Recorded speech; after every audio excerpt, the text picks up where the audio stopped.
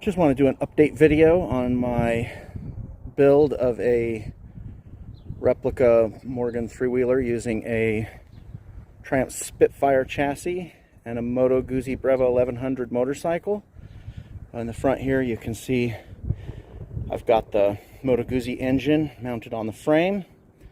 I also switched out the A-arms for Polaris Ranger A-arms, and the wheels are 19-inch Model A wheels. We'll come around here a little bit and see how those wheels look on there.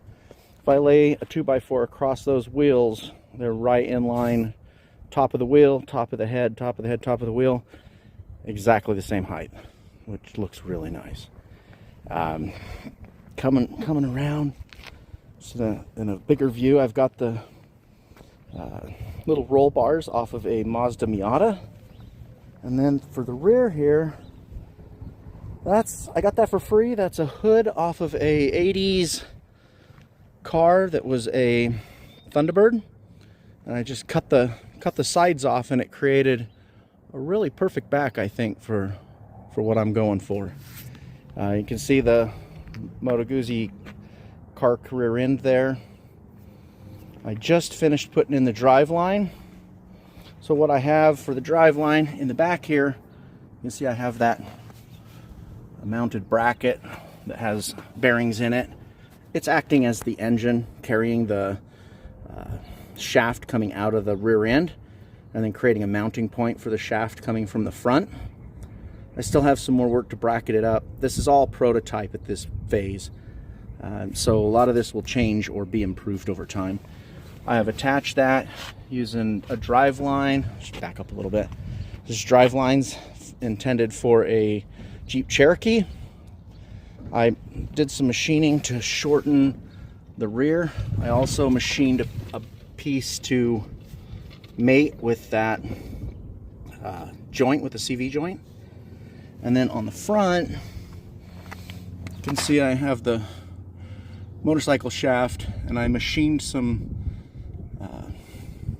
spacers so that it can have an interference fit, and I tapped it in to the drive shaft, and then eventually it'll get welded all the way around, and I've got 4 holes where I can weld it, where there's a second spacer that's holding it, so it'll be nice and solid. I'll just roll it a little bit so you can see how that works. Nice and smooth. So that's the latest development, was putting that shaft in. Another thing I've been doing, I haven't started the engine yet, but I'm just about ready to. Let me pull these wires back a little bit so I can show it a little.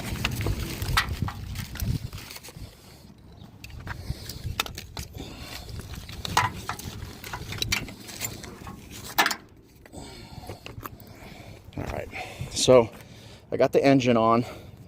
I spent literally a week or so just sorting the wiring harness, resoldering pieces, moving where wires are, resoldering, and I'm still like a little bit almost superstitious about plugging the ECU in and putting power to it. I've checked it twice. I'll probably end up checking it a third time, just wanting to be sure that it's going to function right the first time. One of the cool things I did, you see the air box there, that's the stock air box, but in the motorcycle configuration it would have been up in between the heads up here. But what I did, if you look up close, see where that line of glue is, I cut the bottom of the air box off, turned it around the opposite direction, and then glued and screwed it back on. I filled it with water, made sure it was watertight in the gluing, sanded it really good, and put it back together. So that lets me have the stock air system. And look how cool this is. The air intake is right in the appropriate place to have a little scoop intake on the hood when the hood goes in. So I think that's going to be really cool. Another feature I did that I really like is on the motorcycle, your spark coils are located on the sides of the frame. I've moved them up here on top, kind of behind where the alternator is. But the way I put them in, they look a little bit like a distributor cap. So kind of gives it a little bit of an old vibe. One of the other cool things I did is, you can see that piece of flexible metal tubing. It's actually a piece of plumbing tubing I picked up at a thrift shop one time because it just looked cool.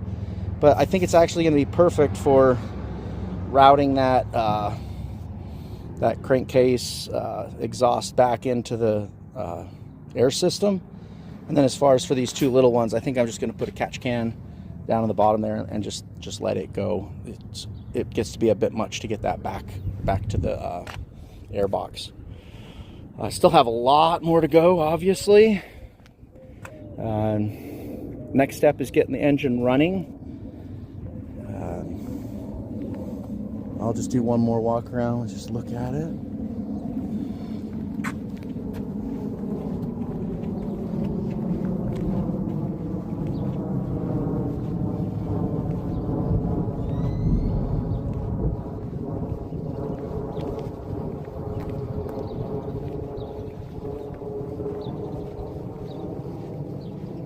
And I love how the front is starting to give it like a good Morgan kind of look. Anyway, thank you very much.